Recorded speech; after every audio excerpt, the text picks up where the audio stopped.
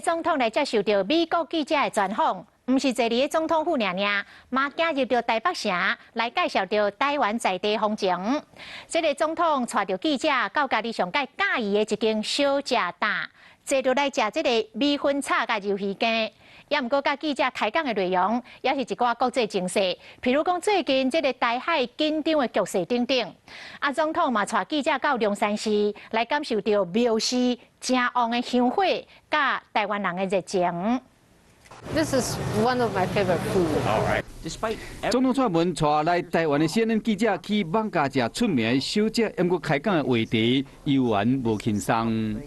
you read the outside headlines, the most dangerous place on earth. We read these reports as a reminder to us as to what sort of the threats that we're under, and we have to get ourselves better prepared. But we're not panicked, we're not anxious because we have gone through so many difficulties in the past.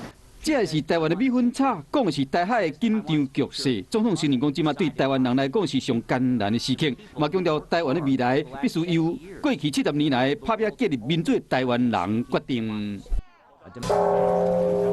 出来两人做伙去拜访龙山寺。